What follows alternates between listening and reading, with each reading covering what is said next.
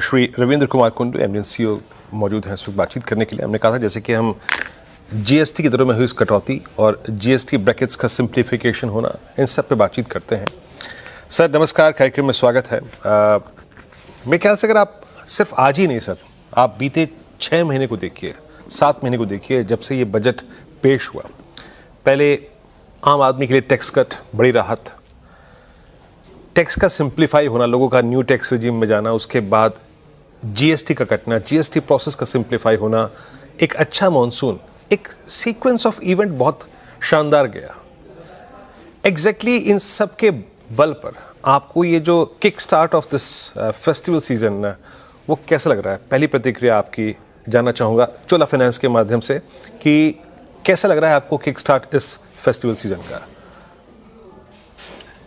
नमस्कार वीरेंद्र जी, सबसे पहले तो सीएनबीसी आवाज के सारे दर्शकों को नवरात्रि की हार्दिक शुभकामनाएं। और जैसा कि आपने सुना कल भी कि जीएसटी का रिफॉर्म आज सुबह से चालू हो चुका है। व्यवसाय के हर क्षेत्रों में इसका एक सकारात्मक प्रभाव दिखेगा। और चूंकि हमारी कंपनी जो है व्हीकल फाइनेंस में है, 55% हमारा व्हीकल फाइनेंस है, तो व्हीकल से रिलेटेड जो टैक्स की कटौती की गई है उसमें बहुत एक अच्छा प्रभाव देखने को मिलेगा। जैसा आपने कहा कि इनकम टैक्स कट, उसके बाद रिफॉर्म आया, फिर रेट कट आया, उसके बाद सीआरआर कट आया, अब जीएसटी कट, और आने वाले दिनों में 8th पे कमीशन आने के बाद सरकारी कर्मचारियों के हाथ में ज्यादा पैसे आने की संभावना है। और साथ में जो एग्रीकल्चर ग्रोथ भी अच्छा है। इन सबको अगर आप देखते हैं, साथ में जो गाड़ियों की कमी अगर आप देख रहे हैं, करीब करीब 6 से 8% की कमी जीएसटी कट के कारण आ रही है। तो ये जो त्योहारी सीजन है जो आज से चालू होता है और कार्तिक पूर्णिमा तक चलता है, करीब 42 दिन का है। और इन दिनों में करीब करीब 15% का साल भर का व्यापार होता है। तो हमारी ये आशा है कि ये जो 15% का व्यापार जो साल भर का इन 42 दिन में होता है, वो करीब 20% से ऊपर जाएगा।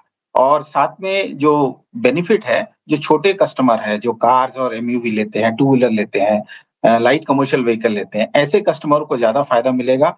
और बाद में जैसे जैसे अर्थव्यवस्था की रफ्तार बढ़ेगी, क्योंकि जीएसटी कट तो जारी रहेगा, आने वाले दिनों में एग्रीकल्चरल जब ग्रोथ आने को होगा और खरीफ की फसल आ जाएगी बाजार में, तो वो फिर कंटिन्यू होगा। तो सेकेंड हाफ पहले हाफ से बहुत अच्छा, शानदार रहेगा। Okay, that's good. ये आपने जैसे कि कहा कि ये 3 महीने जिसमें एक सब्सटेंशियल बिजनेस होता है ऑफ एंटायर फिस्कल, वो अच्छा रहेगा। 20% का इजाफा आप बात कर रहे हैं। बट एक चीज़ और, सिंस मॉनसून बहुत अच्छा रहा है इस बार रविंद्र जी, तो आप क्या मानते हैं कि एक ब्लेंडेड ग्रोथ रहेगी, अर्बन रूरल दोनों ये ड्राइव करेंगे इस बार की ग्रोथ को, या फिर थोड़ा मिसमैच रहेगा? देखिए, भारी बारिश हुई है इस बार, तो थोड़ा सा साइकिल जो है डिले हुआ है। और जो खरीफ की फसल है नवंबर के आसपास आएगी बाजार में। इस बार जो है एग्रीकल्चर ग्रोथ सारे फसलों के अगर आप देखें तो 5 से 10% लास्ट ईयर के ऊपर रहने वाला है। तो जैसे ही वो आ जाएगा तो बाजार में जो फार्मर्स है, किसान है, व्यापारीगण है, जो एग्रीकल्चर एक्टिविटी से जुड़े हैं, उनके हाथ में पैसा आने के बाद फिर नवंबर के बाद से वहां से एक डिमांड में पिकअप आएगा, जो कि अर्बन और रूरल दोनों मार्केट से आने का है। ओके, अच्छा सर, स्पेशली मैं ऑटो के लिए मानूं, क्योंकि ऑटो के लिए इससे पहले का 1 साल बहुत अच्छा नहीं रहा। डिमांड बहुत स्ट्रांग नहीं थी, इन्वेंट्री बहुत ज़्यादा थी। अभी आपको लग कैसा रहा है, जिस प्रकार के इस वक्त आप लोगों से इंटरेक्शन हो रहे हैं या फिर लोगों की क्वेरीज आ रही हैं, क्या लग रहा है इस बार ऑटो में क्या ग्रोथ देख रहे हैं आप? स्पेशली क्योंकि आपका 50% रेवेन्यू यहीं से आता है, तो वहाँ क्या ग्रोथ देख रहे हैं आप इस बार? ऑटो में जो व्हीकल फाइनेंस का जो हमारा डिवीजन है, वो ऑलरेडी पिछले क्वार्टर में 5 से 7% डिसबर्समेंट ग्रोथ पे था, जब पूरी इंडस्ट्री निगेटिव ग्रोथ कर रही थी। तो सेकेंड क्वार्टर में वो ग्रोथ थोड़ा सा बढ़ेगा और उसका जो मैक्सिमम बेनिफिट है हमको सेकेंड हाफ में देखने को मिलेगा।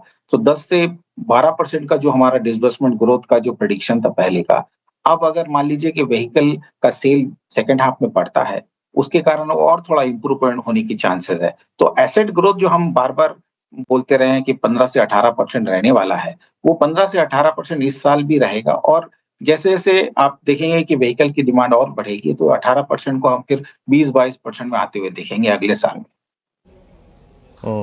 अच्छा सर, मैं आखिरी प्रश्न पूछूंगा, यहाँ पे थोड़ा समय का अभाव है रविंद्र जी।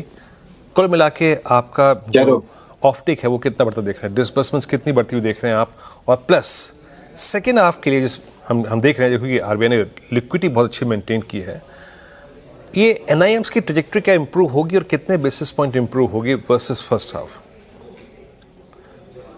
देखिए, एक तो आपका जो ग्रोथ का प्रश्न है, वहां पर हम अभी करीब करीब 23% के रफ्तार से ग्रो कर रहे हैं, जो हमारा ग्रोथ उसी लेवल पे मेंटेन रहने वाला है।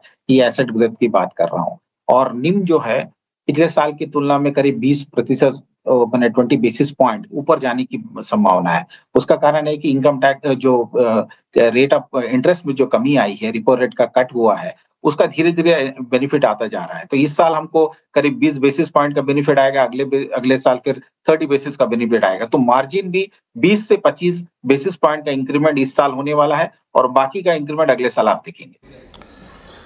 ओके, चलिए, तो आप सुन रहे थे चोला फाइनेंस की मैनेजमेंट को। हमारे साथ मौजूद थे इस इंटरेक्शन में श्री रवि कुमार कुंडू साहब। सर, बहुत बहुत शुक्रिया, आप इस छोटी सी चर्चा में जुड़े, अपना आउटलुक शेयर किया आपने सेकंड हाफ के लिए। जीएसटी कट का जो पास ऑन अल्टीमेटली ग्राहकों को हो रहा है, तो वो आपके लिए क्या मायने है, सब पे बातचीत करने के लिए और एक बार फिर से आपको CNBC आवाज़ परिवार की तरफ से नवरात्रि की शुभकामनाएं। एक ब्रेक, और जब ब्रेक के बाद लौटेंगे तो बात करेंगे आज के